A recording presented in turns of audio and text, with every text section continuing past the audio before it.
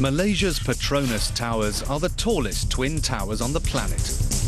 Building these 450-metre giants pushed the outer limits of construction technology. Every twist and turn in the project brought drama and near disaster. Today, they stand, a symbol of Malaysian pride and modernity. All in a country that had never built a mega skyscraper before.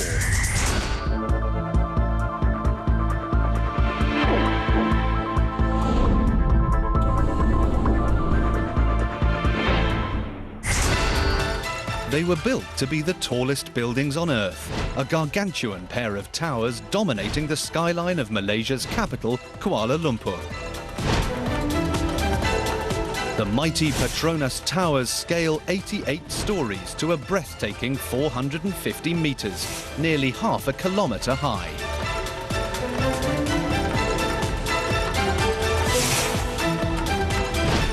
Cleaning the 16,000 windows in just one tower takes a month.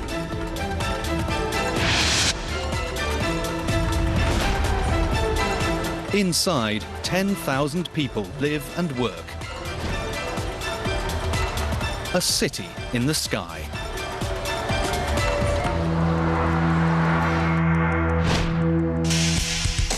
But building the towers was a construction challenge like no other. At every turn, unexpected problems threatened the project. They were building in the heart of Asia's torrential monsoon belt. The construction site wasn't made of bedrock, but unstable sediment.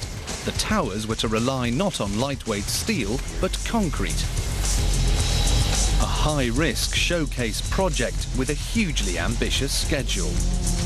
So, why do it? Humanity has always yearned to reach higher, climb further. Magnificent buildings symbolize power, success, and technical leadership. The skyscraper age dawned over 100 years ago. Chicago and New York competed for the title tallest building in the world. Towering giants of glass and steel, each higher than the last. We now live in the age of the mega skyscraper. New York's tallest buildings were the Twin Towers of the World Trade Center, recognizable across the globe. Finished in 1977, they topped out at 417 meters. But Chicago's Sears Tower, built in 1973, held on to the record, the ultimate expression of corporate and national pride. The primary reason why people build tall buildings is ego. I mean, it's having the biggest thing on the block. There's pride, ego.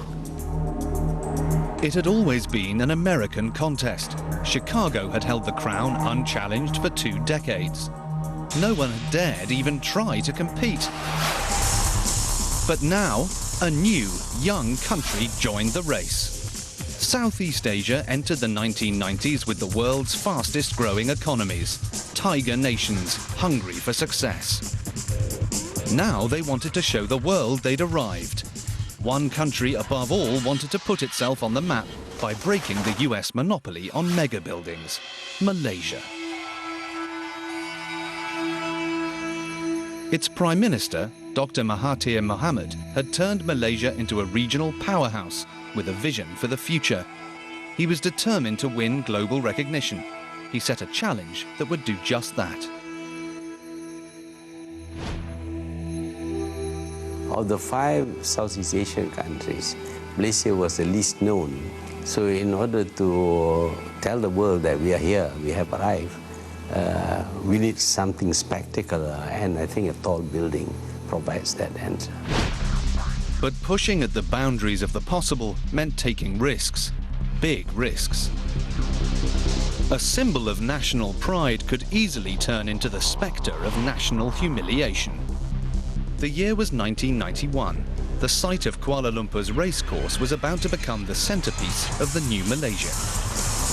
The brief was to create a pair of giant skyscrapers. They were to be the new home of Malaysia's national oil company, Petronas, the biggest business in the country. they would transform the face of Kuala Lumpur. But there was a catch. The Prime Minister wanted it tall, but he also wanted it to be uniquely Malaysian. And that was no easy task. Traditional Malaysian architecture was decidedly low-rise.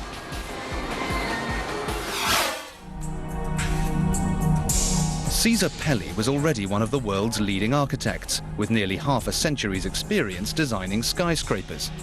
But he knew this one was different. They wanted a Malaysian building, and that was important for them. And we asked them, what do you mean by Malaysian? And they had no idea.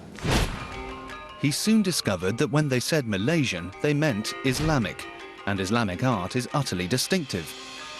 Because Islamic law forbids depictions of people, it uses geometric designs like circles, or plants and letters of the alphabet.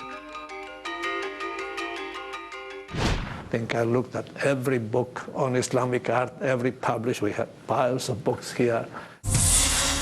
But how to translate all that into a skyscraper? Pelli came up with a revolutionary two-tower design. He linked them with a bridge halfway up to make a symbolic gateway to the new Malaysia, something nobody had attempted before.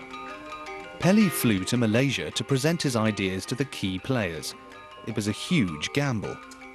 They loved the concept, but the Prime Minister didn't think it was Malaysian enough. Pelli modified his design again and again. Each time, it was rejected. The project, it seemed, was doomed before it even reached the drawing board. Then, a sudden breakthrough from a surprising source. The Prime Minister took matters into his own hands.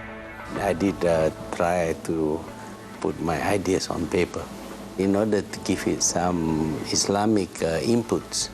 His idea was for a floor plan based on two interlocking squares.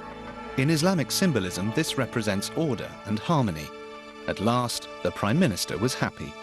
But Cesar Pelli still had a problem. The design wouldn't supply the floor space they needed. How could he satisfy the brief and the Prime Minister?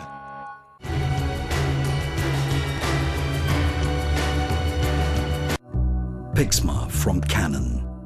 1 picoliter ink technology for the finest prints.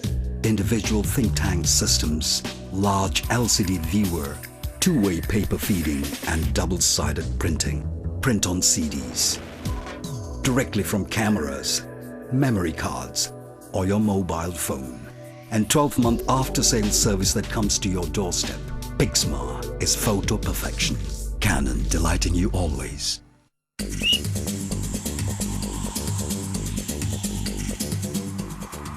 Just when you thought it was safe to go out again, the Italians and Spanish are back.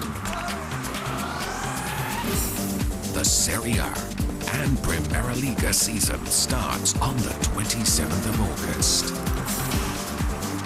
And you won't see them anywhere else but Astro Supersport. In August on BBC World, they may have their own flag, currency, president and army, but for the rest of the world, they don't.